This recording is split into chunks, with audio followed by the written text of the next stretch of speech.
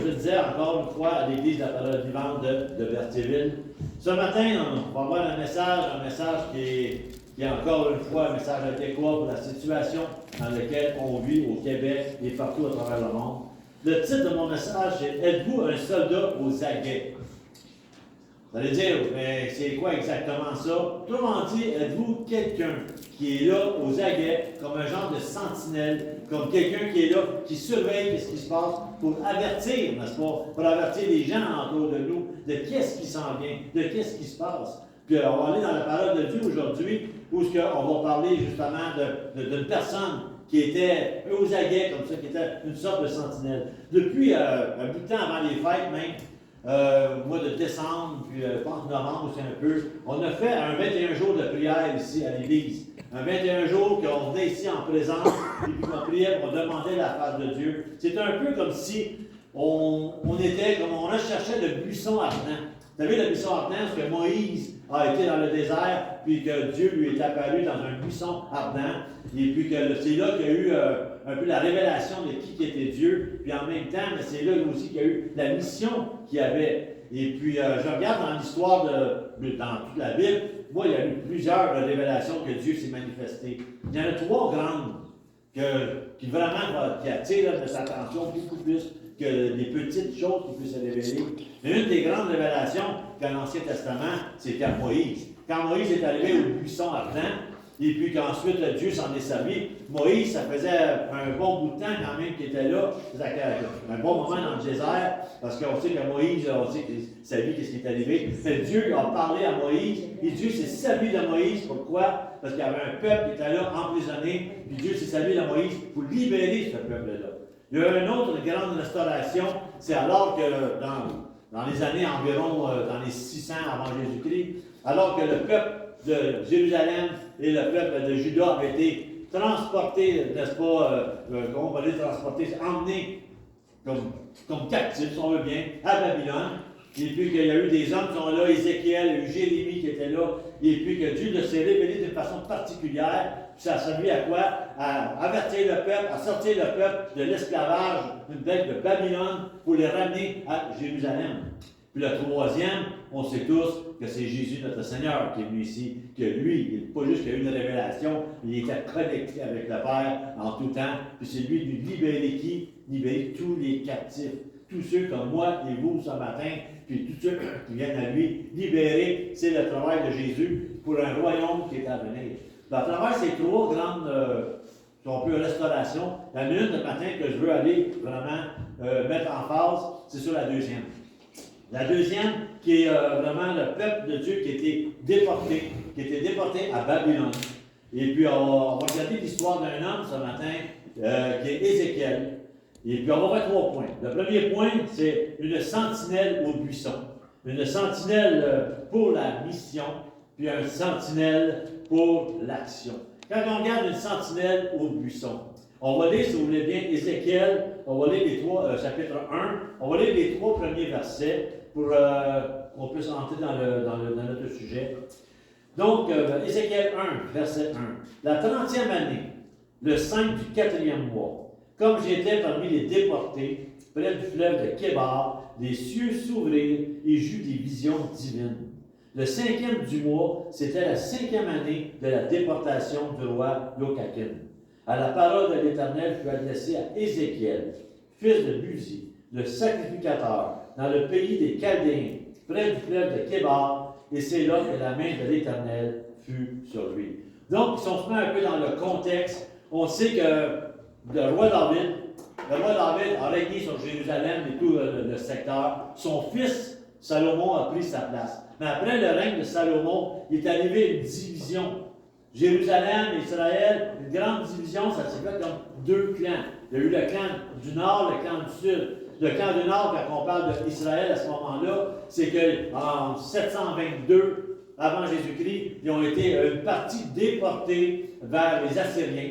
Donc, c'était le peuple du nord. Et celui du sud, 125 ans plus tard, Juda, Jérusalem, eux ont été déportés vers Babylone.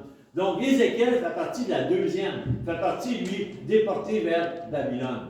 Ézéchiel, c'était un jeune, de la manière qu'on le voit ici, c'était une famille de sacrificateurs.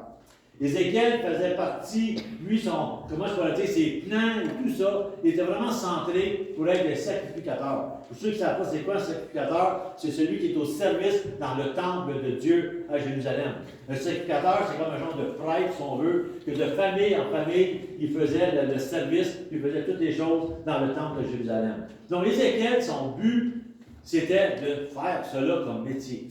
Donc, il était supposé être là, c'était un jeune homme à ce moment-là, quand il était à Jérusalem, et puis il n'était peut-être pas encore en mesure de pratiquer, mais c'était un homme que sa vie, il savait à quoi s'attendre. J'ai étudié, j'ai été préparé, je vais être à Jérusalem, je vais servir dans le temple de Jérusalem, puis c'est ça, mon père est arrivé ça, mon arrière-grand-père est arrivé ça, moi ça va être ça pour ma vie. Jusqu'au jour où il y a eu une déportation, et Ézéchiel a été transporté à Babylone. On peut s'imaginer un peu qu'alors qu'il est rentré à Babylone, puis qu'il regarde ça, sûrement qu'il s'est posé la question, veux-tu bien me dire qu'est-ce que je fais ici? J'ai été préparé pour travailler dans le temple à Loupou, là-bas, à Jérusalem. C'est ma fonction, c'est moi. Qu'est-ce que je fais ici à Babylone? Sûrement qu'il s'est posé une question. Donc Dieu devait se révéler à Ézéchiel. Puis il devait dire, Ézéchiel, voici ce que j'ai réservé pour toi. Il devait, Ézéchiel, veut pas aller en prière pour entrer en moi j'appelle ça le buisson ardent, c'est pas le buisson ardent qu'il a vu là, mais une présence vraiment incroyable de Dieu pour lui expliquer exactement c'est quoi. Parce que dans la tête d'Ézéchiel, si moi j'étais dans la tête d'Ézéchiel, il m'a dit, mais comment ça se fait? Dieu m'a montré que c'était à Jérusalem. J'ai été formé pour le temple. Là, je suis dans un endroit avec des gens, là, du peuple de Kébar, qui est à l'est de Babylone. Il n'y a pas de temple, il n'y a pas rien. Et puis là, je suis là, peut-être, avec, ils disent à peu près 10 000 déportés à ce moment-là. Et puis, qu'est-ce que je fais là? Peut-être qu'il y avait besoin vraiment d'une vision renouvelée. Puis quand que Dieu a parlé à Ézéchiel à ce moment-là, il lui a dit lui-même, on vient de le lire, ça faisait 5 ans qu'il était là. 5 ans à se demander la question, pourquoi que Dieu me forme? Pourquoi que Dieu m'a envoyé ici? Pourquoi que Dieu a laissé faire ça? Pourquoi? C'est pas marqué ça, pourquoi? Mais si on est un homme, une femme, on a sa envie, on va se demander qu'est-ce qui se passe. Peut-être que nous disons, on passe par la même situation. Peut-être que vous avez dit, hey, moi Dieu m'avait montré telle chose, à servir, mettons, dans l'église, ou encore à faire des choses, ou à préparer, donner la nourriture dans la rue, ou à aller en Afrique, ou quelque part. Je me suis préparé, j'ai fait des sacrifices, j'ai vendu mes maisons, je me suis tout libéré, parce que je pensais m'en aller, exemple, je sais pas, au Pérou, ou n'importe où. Puis là, il arrive à la dernière minute comme ça, paf, une douche d'eau froide.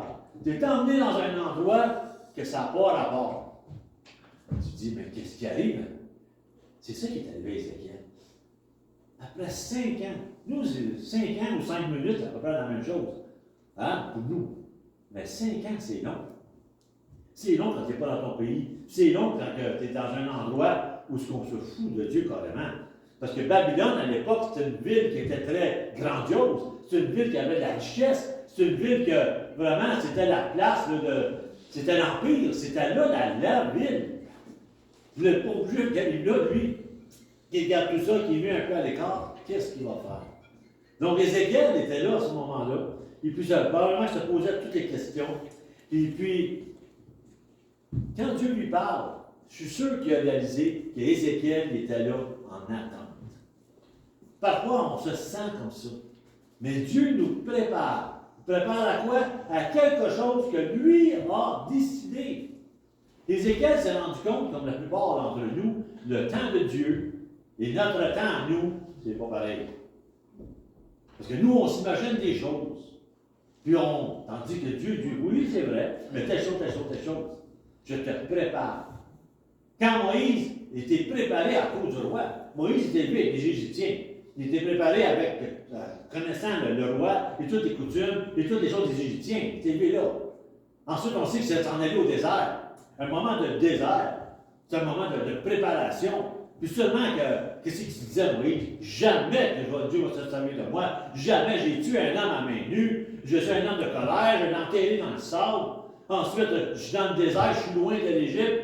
Puis là, il rencontre le buisson ardent, puis Dieu dit, hey, hey, tu retournes là-bas. Je t'ai préparé pour retourner là-bas. Malgré toutes les excuses de Moïse, je t'ai préparé pour aller là-bas. Ah, je parle pas, j'ai pas la langue facile. On en met des excuses. Je t'ai préparé pour aller là-bas. Parfois, ça ne fait pas notre affaire. C'est arrivé ça avec Moïse. C'est arrivé aussi avec d'autres. C'est avec d'autres. C'est quoi la réponse de Dieu? La réponse de Dieu, c'est au verset 1. Ça dit, les cieux s'ouvrirent. Il était parmi les déportés près du fleuve. Les cieux s'ouvrirent. Et j'eus des visions divines. Dans ces temps de difficulté dans lesquels on vit, on a besoin d'avoir des révélations. On a besoin de s'approcher du trône de Dieu pour que Dieu nous montre exactement à quoi il faut s'attendre.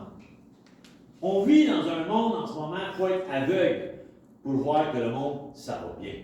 Ça va pas bien. Là, on est santé sur la COVID, on est santé sur d'autres choses. Mais avant ça, le pire, je trouve la pire chose que la COVID, la pire chose que les gouvernements, la pire chose que n'importe quoi, la pire chose, c'est que le cœur des enfants de Dieu se refroidisse. On est rendu que maintenant, un grand nombre qui nous entoure, vont probablement périr pour l'éternité parce qu'on se refroidit. Les églises ont peur, les églises se refroidissent. On est plus centré vers les besoins à nous qu'on est centré vers les âmes. Puis c'est ce qu'il vivait, Ézéchiel. Ézéchiel vivait dans un endroit que vraiment, le monde, là, Babylone, c'était pas des gens qui aimaient Dieu, puis c'est pas des gens qui louaient Dieu, puis c'était pas des gens qui avaient des belles églises, puis tout ça. Il n'y avait rien à Babylone. Ils louaient toutes sortes de choses, c'était des faux dieux, puis c'était vraiment un genre de mini-mélo-déesse. Il n'y avait rien qui se passait là-bas. Ézéchiel était là. Il avait besoin d'une vision. Pourquoi que nous, on n'aurait pas besoin des visions comme ça? On doit s'approcher du trône de Dieu, parce que Dieu va nous parler. Puis alors qu'il va parler, puis lui, Ézéchiel a vu des choses incroyables. Il a eu des visions. Puis même dans Ézéchiel, c'est 1,28 que j'ai marqué, exactement, pour ne pas tout lire, parce qu'on n'a pas le temps ce matin. Puis ça dit, tel est l'aspect de l'arc-en-ciel qui est dans la nuée en un jour de pluie. Il dit, tel était l'aspect de la clarté qui l'entourait. Il parle du trône de Dieu. Vous voyez comme un genre d'arc-en-ciel, quelque chose d'incroyable. Il dit, c'est une apparition de la gloire à l'Éternel. À cette vue, je tombais face à terre et j'attendis la voix de quelqu'un qui parlait. Il n'y a personne que s'il va dans la présence de Dieu, puis qui implore Dieu, puis qui demande à Dieu, que Dieu va le laisser là sans réponse. Quand Dieu dit, demandez-moi ce que vous voulez, vous savez, dans le Nouveau Testament, mais quand tu es dans la présence de Dieu, quand tu es dans le trône de Dieu, puis quand tu vois la gloire de Dieu, tes demandes vont en ligne avec lui. Ce n'est pas des demandes, ah Seigneur, donne-moi ci, donne-moi ça, donne-moi ci, donne-moi ça.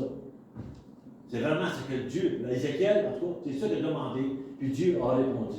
Puis quand il répond au chapitre 2, verset 1, il dit, il me dit, fils d'homme, c'est lieu humain, parce qu'il y a des traductions qui marquent humain au lieu de fils d'homme. Il dit, tiens-toi sur tes pieds et je te parlerai. Il dit au verset 2, dès qu'il m'a adressé ces paroles, l'Esprit entra en moi, il me fit tenir sur mes pieds et j'écoutais celui qui me parlait. Quand que Dieu lui a parlé, il a dit, tiens-toi sur tes pieds. Pourquoi sur tes pieds? Parce que quand on est assis, quand on est couché, on ne fait pas grand-chose. Mais quand on est debout sur les pieds, on est prêt à prendre position, on est prêt à courir, on est prêt à faire des choses. Tu es debout, tu es prêt. Il n'a pas dit assis-toi, couche-toi, puis je vais te parler dans le. Non. Il a dit tiens-toi sur tes pieds. Autrement dit, lève debout, prépare-toi, puis je vais te parler. Et puis Ézéchiel, Dieu lui a parlé. Puis Dieu lui a dit, il dit, regarde, il dit, je t'envoie vers les nations. Il dit ça un petit peu plus loin. Je t'envoie vers les nations. Verset 3. Il me dit, fils d'homme, c'est moi qui t'envoie vers les Israélites et vers les nations en révolte, qui se sont révoltés contre moi. Eux et leurs pères ont été criminels à mon égard jusqu'à ce jour-ci. Ça fait 5 ans qu'il est là, puis il reçoit cette révélation-là. C'est wow! Quelle révélation que nous, on a. Le Seigneur nous dit, un jour, on a rencontré le Seigneur. Il faut s'entendre qu'on doit rencontrer le Seigneur. Parce que je sais qu'il y en a qui vont dire, ah, tu l'as-tu vu en personne? Tu sais, quand on va venir discuter, on va venir comprendre. Tu sais, l'as-tu vu en personne? Il t'a parlé? T'as-tu fait des beaux yeux? Non, non. On sait que ça veut dire rencontrer le Seigneur. C'est qu'en prière, on a senti sa présence. On lui a fait confiance, on lui a donné notre vie. Puis à ce moment-là, quand il a donné notre vie, on sait que le Seigneur est avec nous, que son Saint-Esprit habite en nous.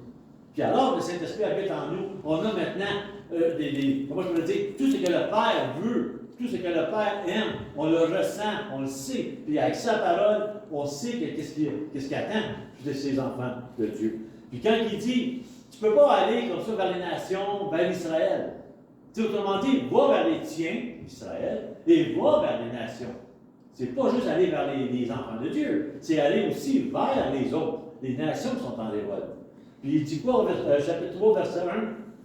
Il me dit, fils d'homme, mange ce que tu trouves, mange ce rouleau, et va parler à la maison d'Israël.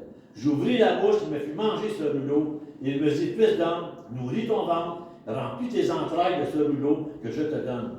Je mangerai, et il fut dans ma bouche, doux comme du miel. C'est quoi le rouleau en question? Le verset avant, il nous explique. C'est qu'en vision, Dieu lui a montré un rouleau qui était sa parole, qui était écrit dans ce rouleau. Puis il dit, mange ce rouleau-là. Toujours en vision, pas manger un vrai rouleau. C'est en vision. Puis il a senti que, alors qu'il mangeait ce rouleau-là, c'était doux comme le miel. Autrement dit, si tu ne peux pas envoyer un message, je ne peux pas te servir de toi comme un messager si tu n'es pas rempli de la parole de Dieu.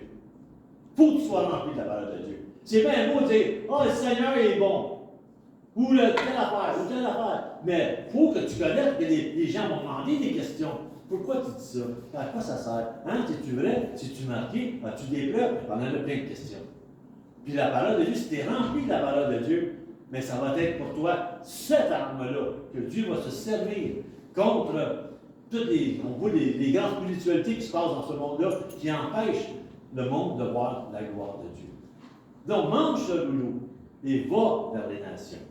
Donc, quand on regarde ceci à nous, c'est que autant que Moïse avait besoin du buisson, autant qu'Ézéchiel avait besoin du buisson, autant que nous avons eu besoin de se présenter au buisson ardent de Dieu. Vous savez, notre but à nous, c'est de voir les choses. Sans ça, on n'aurait pas fait 21 jours de prière. Regardez dans la semaine, c'est nouveau depuis le mois de janvier, on va maintenant en ligne avec, pas en ligne, mais sur Messenger, on va en prière les lundis, les mardis, les jeudis, de 7h à 7h30. Pas tout le monde qui va, des fois, il y en a qui peuvent y aller, des fois, il y en a qui ne veulent pas. C'est pas ça, mais au moins quelqu'un qui dit, ben, je veux me joindre ce soir à l'équipe, bien, ils peuvent se joindre. Le mercredi, c'est ici en présence. Puis le vendredi, c'est l'étude biblique qui va commencer le vendredi prochain. Puis on a une réunion du dimanche matin. Mais tout ça, pourquoi on fait ça? Parce qu'on a besoin de s'approcher de Dieu. On a besoin de ça dans nos vies. Tu sais, peut-être qu'en ce moment, je ne sais pas, moi, vous dites, Seigneur, j'ai besoin, j'ai soif. Ou encore, je vous dis, je me sens abandonné, je me sens seul, je me sens à part, je me sens que, je ne sais pas, il y a quelque chose qui se passe. Donc, on a besoin de faire ça. Parce que laisse-moi te dire que si vous vous sentez comme ça, seul, abandonné, ou vous ne savez plus où vous en allez, puis là vous dites pourtant, je lis la parole, pourtant je fais ci, pourtant je suis fidèle, pourtant je prie Dieu. Mais préparez-vous, parce que Dieu va se servir de vous bientôt. Il y a un temps de préparation. Tu n'envoies pas un soldat à la guerre s'il n'est pas préparé avant. C'est la logique même. Ah, tu peux avoir plein de théories. Un soldat, ça fait ci, un soldat, ça fait ça, un soldat, ah oui. Mais après ça, c'est l'entraînement. Quand tu te prépares, ça fait pas mal plus mal. Puis nous, comment on va s'en servir par toutes sortes d'occasions.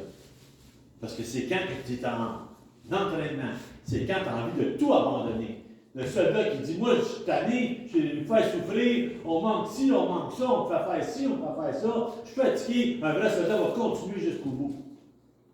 L'autre va dire, ah non, moi c'est trop compliqué, là, je ne pensais pas, moi je pensais aller une base, aller me promener en bateau, faire du fun.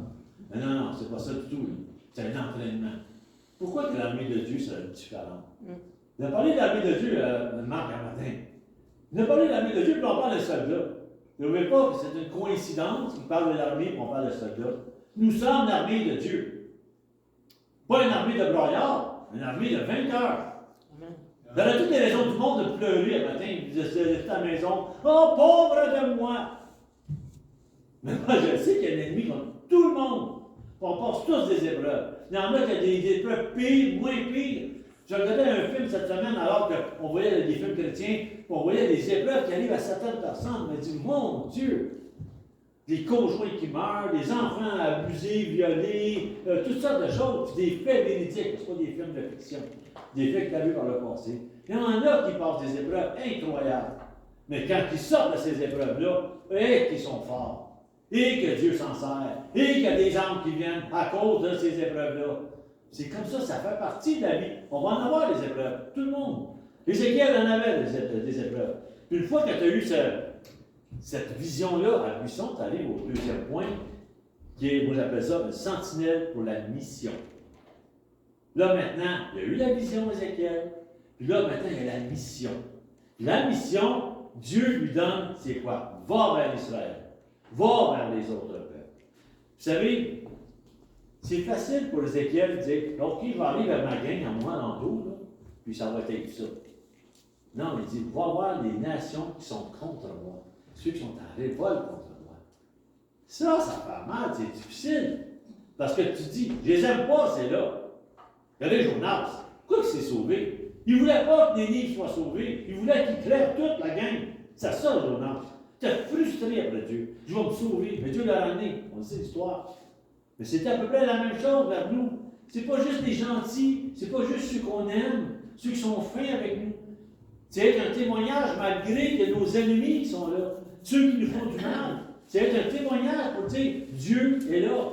Ils sont aveuglés. Quand Jésus a dit sur la croix, pardonneurs, ils ne savent pas ce qu'ils font. Parce que le monde, moi le premier qu'on est venu dans ce monde, on est aveuglés. On ne sait pas. On ne sait rien. Tu sais, des fois on dit on sert un grand Dieu. Mais quand il arrive des moments difficiles, on sert-tu un grand Dieu ou si on sert les hommes alentours, parce que ceux autres vont nous sauver et non pas Dieu? Où est-ce qu'il est, Dieu? Beaucoup de personnes disent, ah, toi, dans les pays comme en Afrique, partout, on voit la gloire de Dieu. Dieu se manifeste. Quand on arrive en Amérique du Nord, des places, il y a vraiment, oh, ben c'est comme on voit moins Dieu, on dirait. Parce qu'on est plus en notoire. Quand tu es pris au bord de la mer Rouge, puis tu espères, parce que tu vois les Égyptiens t'emmener en arrière, tu entends des cris, des affaires incroyables, puis c'est pas pareil. Quand tu entends les cris, tu es là sur place. Hier, je regardais l'émission, pas l'émission, mais les nouvelles un peu avec ce qui s'est passé à Ottawa, et puis on regardait, on voyait des gens marcher, tout ça, on voyait ça, et puis ben, tu disais, ben, ça a l'air, tu sais, si tu regardes ça, puis, ben, à un moment donné, ils sont allés proches, puis ils ont mis le son, puis ça pas Ottawa, c'est à Québec. Ils ont mis le son. Là, mon Dieu, je pensais que tout le monde dormait. Mais non, le monde, il parlait, il chantait, tout ça. Vous savez, parce que là, ah, ben non, ça. Avant, c'était comme mort. Tu voyais le monde de loin. Puis, la réalité, c'est que quand tu étais là, tu voyais les gens qui étaient là. Ça chantait et tout ça. Ben, moi, je me dis, c'est la même chose là, quand tu es sur le bord de la mer Rouge. Puis, tu vois un film, les Égyptiens qui s'en viennent. S'en viennent. Hein? Mais quand tu entends le monde là, crier de leur trip, ils ont peur de mourir parce que les Égyptiens s'en viennent. Ils ont besoin de Dieu. Ils ont besoin de Dieu. Ils ont fait un pas de foi, mais ils ont besoin de Dieu. Donc, Ézéchiel était là, puis c'était quoi? Sa mission, c'était vraiment parler. Puis on parle encore d'Ézéchiel, que je vais aller un petit peu plus loin. Et puis ça fait plus, ça m'a fait réfléchir à chaque fois que je regardais ça. Et puis c'est Ézéchiel 3, et puis à partir du verset 17, ça nous dit, Fils d'homme, je t'établis comme sentinelle sur la maison d'Israël. Tu écouteras la parole qui sort de ma bouche et tu les avertiras de ma part. Quand je dirai aux méchants, oui, tu mourras, si tu ne l'avertis pas, si tu ne parles pas pour avertir le méchant de se détourner de sa mauvaise voie et pour lui sauver la vie, ce méchant mourra dans son injustice, mais je te réclamerai son sang. Il dit, mais si toi, tu avertis le méchant, verset 19, et celle-ci ne se détourne pas de sa méchanceté et de sa mauvaise voie, il mourra dans son injustice, mais toi, tu sauveras ta vie. Verset 20, si un juste se détourne de sa justice et fait ce qui est pervers, je mettrai un piège devant lui et il mourra. Et si tu ne l'as pas averti, il mourra dans le péché. On ne te rappelle plus ses actes de justice qu'il a fait, et je te réclamerai son sang. Et 21, mais si toi, tu avertis le juste, pour que le juste ne pêche pas, tu ne pêches pas, oui, il vivra parce qu'il a été averti, et toi, tu sauveras ta vie. Tu sais, là, c'est bien beau, tu te dis, OK, on s'en va dans le buisson ardent, il y a des révélations incroyables de Dieu. Puis après ça, Dieu t'a dit, bon, maintenant, voici ta mission. Ta mission, c'est avertir le peuple. Avertir le peuple. Puis si le peuple, il se garde à ses mauvaises, il continue dans ses mauvaises voies, ça ne sera pas ta faute. Mais si tu ne l'avertis pas, puis tu sais qu'il va tomber, puis tu ne l'avertis pas, tu le laisses faire, puis il tombe, ah oui, il va mourir, parce qu'il mérite de mourir. Mais je vais te réclamer son sang sur ta tête. Et tu dis, hey, attends un peu là, ça fait peur. Ça veut dire, c'est autrement dit, c'est que si tu te fermes la bouche, puis tu ne dis pas qui tu es, puis tu laisses aller, ici, Ézéchiel disait, ben, je vais te réclamer le sang. Là, tu dis, ben voyons donc, c'est quoi? C'est Dieu qui dit ça. Donc Dieu, quand il nous met notre message, à nous, de proclamer, c'est un message. On est responsable du message. Moi, je suis responsable de dire que j'ai été sauvé, que Dieu est là, puis que Dieu est par c'est de lui, puis qu'on marche en ses pas à lui. Puis qu'il y a encore de la place. La porte est ouverte pour tous ceux qui veulent venir à lui. C'est le message que j'ai. Mais quand je le dis aux autres, si l'autre, lui, ne veut pas écouter mon message, je ne suis pas responsable de l'autre de qu'est-ce qu'il va dire, qu'est-ce qu'il va faire, ou quoi que ce soit. Mais moi, je suis juste responsable de dire qui je suis réellement. Quand tu vois un autre s'en aller dans la mauvaise voie. Ensuite, Jésus aussi nous donne des responsabilités. Quand Jésus a dit, on ne tournera pas, mais quand il dit dans Jean 20, il dit, comme le Père m'a envoyé, moi aussi je vous envoie. Là, on n'est plus dans l'Ancien Testament, là. On est dans le Nouveau Testament. Puis Jésus le dit, comme le Père m'a envoyé, moi aussi je vous envoie. Puis après, il dit en verset, recevez le Saint-Esprit. Comme Ézéchiel, il a reçu un esprit, hein, puis il a dit, le Seigneur m'a transporté d'endroit en endroit. Jésus nous donne son esprit, le Saint-Esprit habite en nous, puis je vous envoie dans les nations, je vous envoie, puis comme il a dit, comme le Père m'a envoyé, moi aussi je vous envoie. Il y a plusieurs personnes qui disent, oh, mais ça c'est réservé juste aux pasteurs, c'est réservé aux docteurs, c'est réservé aux hauts placés, eux autres ils disent la parole, et c'est ça. Oui, c'est vrai, mais ça compte plus que ça. C'est chacun de nous. C'est pas juste le gars qui parle en avant. C'est pas juste le gars qui écoute ou qui chante ou quoi que ce soit. C'est tout le monde. Dans le Nouveau Testament, comme je l'ai dit, le Saint-Esprit habite en nous. Nous sommes le temple de Dieu. Notre mission à nous, c'est de parler de Jésus. Mais on est tellement centré sur ce qui se passe dans les nouvelles alentours, tellement centré là-dessus, qu'on se bat pour des foutus vaccins, puis des passeports, puis les enmanteaux, c'est pas mal plus important que les passeports, qu'est-ce que vous voulez. Amen. Mais on se met les yeux là-dessus. Ça, c'est important. Mais la personne qui est en train de perdre sa vie, elle s'en va dans une mauvaise direction, puis c'est quoi? Ça, c'est pas important, ça. On met en phase sur les mauvaises choses. L'ennemi nous étourdit avec les affaires alentours pour que la vraie mission de l'Église, c'est se lever puis annoncer qu'il y a un jour, il y a un jugement qui s'en vient. Là, tout le monde dit, ah là, vous autres, Jésus va revenir. Là. Quand tu meurs, déjà tu es en jugement. Quand tu meurs, tu es déjà devant lui. Quand tu meurs, tu ne peux plus revenir en arrière. Quand tu meurs, déjà là, si tu n'as pas pris, tu n'as pas choisi Jésus dans ta vie, déjà, tu vas être jugé selon la loi. Tu vas être jugé, puis je ne vais pas être jugé comme ça, moi non plus. Mais déjà, là, on est en train de regarder des gens, puis nous, on regarde les autres, ils font, mais qu'est-ce qu'il voudra, là? Mais regarde, moi, je suis bien, je suis sauvé, puis j'ai rien, puis. Mais Seigneur, attention, c'est pas ça que je vous demande de faire. Donc, c'est une responsabilité qui est vraie. Puis pas une responsabilité puis à la légère. Pas arriver devant le monde, puis lire le texte. Et voici, là, tu vas aller en enfer, c'est pas ça du tout. Je sais qu'il y en a qui l'ont fait, là, alors que j'avais mon buffet, il y a des gens qui ouvraient la porte, puis ils m'avaient demandé à Mme Rousseau dans le temps, quoi il va, Jésus? Elle avait dit, tu vas en enfer! Après ça, il est sorti. Oh, vraiment bruyant. Vraiment bruyant. Il y a des gens comme ça. Ah, mais j'ai préparé la parole, j'ai dit là. Non, rappelez-vous, lorsque vous avez été sauvés, comment que le Seigneur nous a. Comment je peux dire? Comment le Seigneur s'est pris avec vous. Il s'est pris avec délicatesse. Il s'est pris avec amour. C'est le même qu'on doit faire aussi avec les autres. Traitez les autres comme vous voudriez être vous-même. Il y a une manière de parler, il y a une manière de faire. Donc, dans ce temps occupé, vous savez, c'est ça l'action de Dieu. La mission, ensuite, on a une action de Dieu. L'action de Dieu, c'est le fun de rencontrer Dieu au buisson. Hein, c'est le fun d'avoir des révélations. C'est le fun d'avoir des visions. Hein, on se sent comme bien, dans la présence de Dieu, Dieu te montre des choses, tu es comme privilégié. Tu sais. Après ça, quand il arrive, voici la mission que tu vas faire. C'est pas une mission qui va se détruire dans 20 secondes. C'est une mission. Voici la mission. Là, tu regardes ça. Waouh! Tu vas aller devant les gens, tu vas proclamer mon nom, il y a des anges qui vont venir à toi, etc. La mission, c'est le fun. Mais quand tu arrives à l'action, ah! Ça, c'est pas pareil. C'est pas pareil.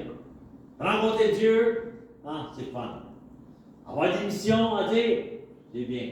Tu sais, c'est comme le soldat. Le soldat qui rencontre le général dit, je vais t'envoyer vers telle place pour la guerre, et ta mission va être, comme je connaissais quelqu'un, moi, M. Clark, qui lui, c'était à la Croix-Rouge, et puis il était dans les hélicoptères, puis il sauvait les blessés dans le temps du Vietnam, je pense. Et puis, lui, c'était ça sa mission. Mais tu sais, quelqu'un, il dit, bon, regarde, tu t'en vas à telle place pour ton pays, la mission, c'est que tu vas aller sauver les blessés, tu vas les emmener à ton hélicoptère, tu vas les emmener à l'hôpital, tu vas être un genre de sauveteur, tu sais, puis, all right, on s'en va à la guerre. Mais quand il était rendu à la guerre, puis qu'il est sorti son hélicoptère pour aller sauver quelqu'un, il y a une bombe qui est tombée sur son hélicoptère. Puis depuis ce temps-là, là, à chaque fois que les gens le rencontraient et ils parlaient, là, il pouvait te parler à un moment donné. Comme ça. Pourquoi? Parce que quand tu es en action, c'est pas comme un genre de mission que tu entends. C'est pas de la théorie, là. C'est vrai. Puis quand c'est vrai, souvent ça travaille les épreuves. Ouais. C'est là que ça passe.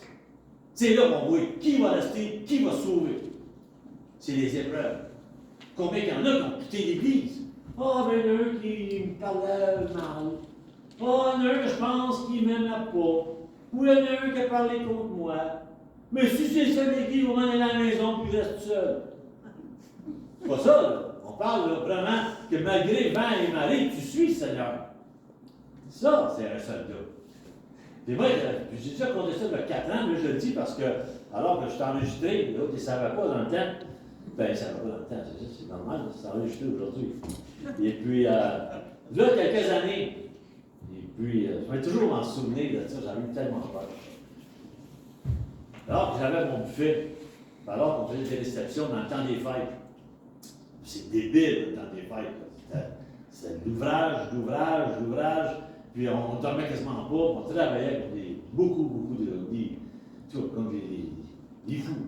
Puis alors, on travaillait comme ça, on avait besoin d'un livreur pour nous aider, parce que moi j'avais François qui était un livreur, on avait besoin d'autres livreurs. Et puis, on a engagé quelqu'un. Alors, on engage quelqu'un, c'est pas moi qui l'ai engagé, c'est ma femme. C'est pas moi. Là, elle engage ce quelqu'un-là. Puis là, quelqu'un-là, il vient, puis là, je le regarde. À peu près 6 pieds 5, à peu près 6 pieds 5, 6 pieds 6. Il y a 300 livres. Gros. Pas de cheveux sur la tête. Là, il me regarde, puis il s'en vient, là, puis il me regarde. Mon, qu'est-ce que tu veux que je fasse? Ah! Qu'est-ce que tu veux? Là, j'ai dit, ben voyons donc. C'est alors que je regardais ça, et puis là, je commence, ma femme a dit, écoute bien, elle dit, j'ai engagé ce monsieur-là pour nous aider, puis il s'appelle Jean-Guy. OK? Et puis, bon, OK, là-bas, il s'appelle Jean-Guy, puis là, quand il vient, qu'est-ce que tu veux que je fasse? Je vais faire ci, je vais faire ça, je prends ma voiture, puis je vais livrer des buffets, là, puis des choses comme ça. Mais c'était plein de monde. Puis j'avais pas le temps, c'est comme j'étais occupé, comprenez-vous? Jusqu'à temps que j'ai su que le soir, puis que ma femme, parce qu'elle a parlé avec lui, parce que ma femme parlait beaucoup de Dieu, pas tout le temps de Dieu, tout le monde. Puis là, ben, elle me dit le soir, tu sais, Jean-Guy va l'engager. Je dis oui. Ben, j'imagine-toi donc que je n'irai pas de la religion pour pas me faire planter, puis quand c'est ici, tout le monde se sert de tout ce que je dis, qu'est-ce qu'on fait pas, puis c'est tout. Mais c'est un homme d'une autre religion que Jésus n'est pas le centre. Quand je l'ai regardé, j'ai dit, oh Seigneur. J'ai dit, ça y est, les Philistins ont envoyé Goliath. Il est dans mon magasin. Je l'ai engagé. Je suis pris avec lui. J'ai dit, c'est sûr, là, c'est sûr. Puis moi, je suis même pas David, parce que David avait le temps de se battre, moi, j'ai même pas le temps de me battre. Je suis trop occupé avec plein d'affaires. J'ai dit, ça y est, pour les plus jeunes d'entre vous, là, ça y est, j'ai dit, Abdullah de Butcher est dans ma maison. Abdullah de Butcher, pour ceux qui ne savent pas, c'était un lutteur. Quand on allait à l'auditorium de Verdun, moi et Marc, on avait des sièges justement des années en avant, regarder la lutte. Abdullah de Butcher, c'était le grand, le gros, pas de cheveux, puis il était mauvais, puis il était méchant, des coups, puis tout ça d'affaires. Tout le monde en avait peur. J'ai dit, ça y est, il est rendu dans mon magasin. C'est fini. C'est fini, il va nous écraser, il va nous avoir. Mais, ma femme, elle arrive, elle dit, regarde, on pourrait l'envoyer à Diffusion Vie, parce qu'il y a des livres décrits, il y en a 2 entre autres, puis que j'ai appelé à Diffusion Vie. Il y a 2 livres qui parlent de quelqu'un qui était comme lui dans sa religion, puis qui est rendu maintenant, qui croit en Jésus-Christ, tout ça, il écrit des livres, ça pourrait peut-être l'aider. Mais j'ai dit, justement, on a dû faire livrer la nouvelle vie. On va l'envoyer. Hein? On va l'envoyer. Donc, j'envoie mon Jean-Guy.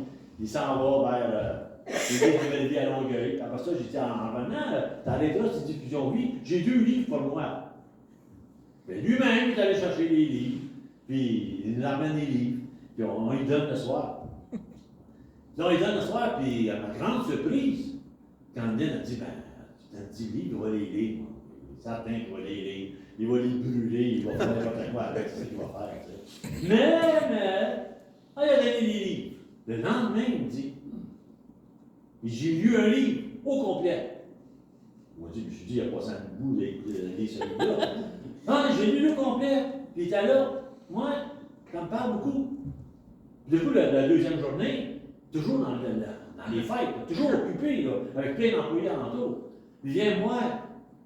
Il dit, ton 2e livre est à bon. Puis là, il commence, les yeux pleins d'eau, puis j'étais dans l'erreur où j'étais avant. Je me suis dit à mon livre, hey, il est humain. Il est humain. Moi, je pensais que c'était un robot, quelque chose. Il est humain. Dieu a touché son cœur. Puis elle a resté travailler jusqu'à temps qu'on vende le buffet. Elle a resté travailler pour nous, Jean-Guy. Tu sais, comme ça, je me suis reproché, je me suis dit, mais comment ça se fait que j'ai pas moi-même poussé la chose? C'est comme trop occupé. C'est trop occupé. Si ma femme n'en a pas parlé, puis ça ne va pas commander les livres ou quoi que ce soit, probablement on n'aurait pas vu ça. Je ne sais pas. Mais c'est une chose, c'est que est-ce que j'avais vraiment mangé le rouleau en question? Ou si j'étais préoccupé par toutes les choses de la vie, par toutes les affaires qui se passaient autour de nous. Qu'est-ce que Jean-Guy en a fait avec? Je le sais pas. Parce que ça fait longtemps, là, ça fait 10-15 ans, facilement qu'on a vendu ça, en 2005. Ça fait 16 ans qu'on a vendu ça. Je n'ai jamais vu Jean-Guy. Je ne sais pas. Est-ce qu'il continue à suivre le Seigneur? Mais ça, c'est sa décision à lui.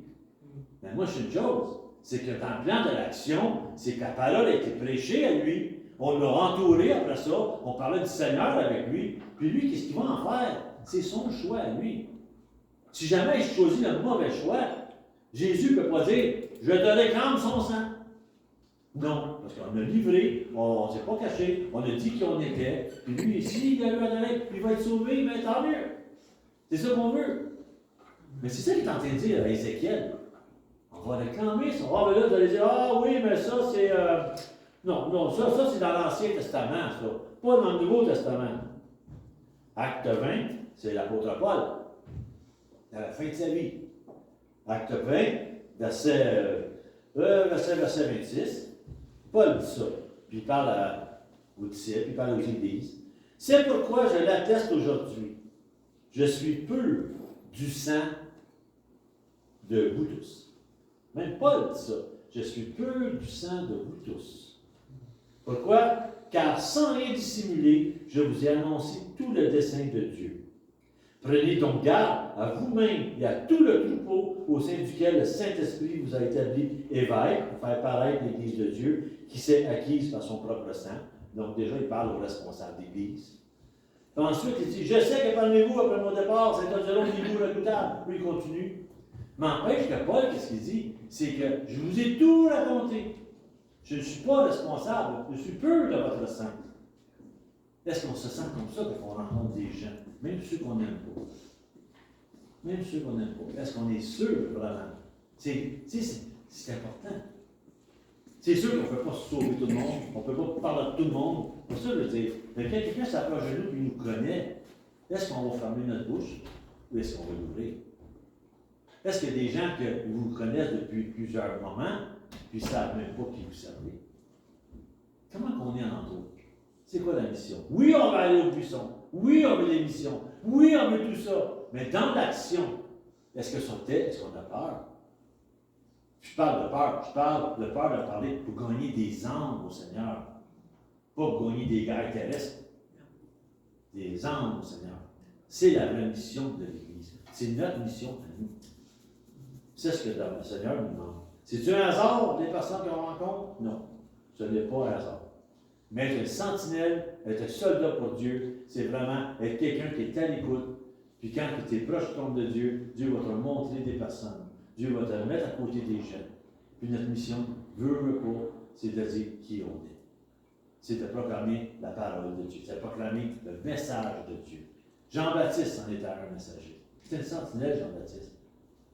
Et qui avertissait. Attention, celui qui s'en vient, il est bien plus grand. Celui qui s'en vient, puis il préparait. Nous, on est pareil. On est pareil.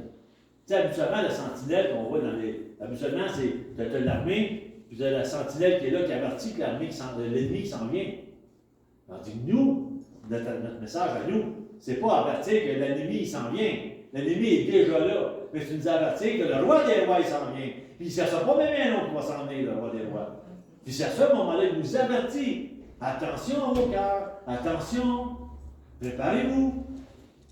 Comme il disait à Amos, prépare-toi à la rencontre de ton Dieu. Amos disait ça. Mais nous, ça va arriver. Je ne sais pas quand, ça va arriver. Ça va arriver. Je ne veux pas mettre le monde en panique avec tout ces. Ah, ça va être demain, après-demain. Simplement, c'est aller dans la présence de Dieu. Soyez en paix avec Dieu. Puis quand une occasion se présente ou quoi que ce soit, n'ayez pas peur de témoigner le nom de Dieu. C'est notre mission que nous avons sur la terre. Comme Moïse, comme Ézéchiel, nous avons tous besoin d'aller à ce puissant. Pardon. Amen. Amen. Seigneur, on te remercie pour ta parole ce matin. Seigneur, ta parole, Seigneur Dieu, qui est doux comme le miel, mais qui est tellement, Seigneur, une épée tranchante. Seigneur, tu nous as parlé ce matin d'aller à ta présence, d'aller en prière, de prendre un temps avec toi, parce que tu en as chaque mission. Cette mission-là, Seigneur Dieu, est de proclamer ton nom à toutes les nations. Proclamer ton nom à tous les gens autour de nous. Parce que c'est ce que tu nous as demandé de faire. Parfois même, on se trouve dans des situations comme Ézéchiel, que ça fait longtemps qu'on ne voit pas des choses. On est porté à se décourager, qu'on sert à rien ou quoi que ce soit. Mais Seigneur, merci parce que nous sommes en préparation. Puis celui ce matin qui est abattu, celui qui ce matin, Seigneur, pense qu'il sert à rien, il est sans espoir, viens révéler dans son cœur que tu es en train de la préparer, cette personne-là, parce que tu as une mission pour elle, pour lui. Alors, Seigneur, ce matin, alors que nous sommes tous en prière, nous voulons t'élever cette Église, Seigneur Dieu. L'Église que tu as mis à Berthierville, la lumière, la parole vivante de Berthierville, Seigneur. Que cette Église, Seigneur, soit une lumière au milieu de toutes les tribulations qu'on peut voir alentour de toutes les accusations, alentour de tous les mouvements qui se passent parfois pour détruire ton Église, pour détruire ses enfants, Seigneur Dieu. Alors, Père, je te demande, Seigneur, que tu mettes ta protection divine sur toutes les assemblées à travers le monde qui, en ce moment, sont là, qui se tiennent debout, puis, Seigneur, qui sont là à propager, Seigneur, vraiment ta parole. Alors, donne-nous de la sagesse, donne-nous du discernement, parce que, Seigneur, dans les derniers temps, on sait que l'ennemi de nos âmes va être vorace. L'ennemi de nos âmes va prendre tous les coups permis et non permis pour nous atteindre et nous détruire. Alors, Seigneur, fais de nous des soldats aux aguets. Fais de nous des sentinelles pour ton armée, Seigneur Dieu, car nous faisons partie de ton armée. Alors, merci pour chaque personne qui entendront ce message à travers vidéo, à travers n'importe quoi, pour les gens qui sont ici ce matin. Puisses-tu les bénir, Seigneur. Puisses-tu, Seigneur, les protéger de tout mal et, Seigneur, de les garder tout autour de toi. Mets tes anges, Seigneur, en entour de tous tes enfants, afin, Seigneur, que l'on puisse être protégé de toutes les attaques de l'ennemi et que ton nom puisse être élevé et glorifié à travers toutes les nations. Père, c'est au nom de Jésus que je te prie. Amen. Amen.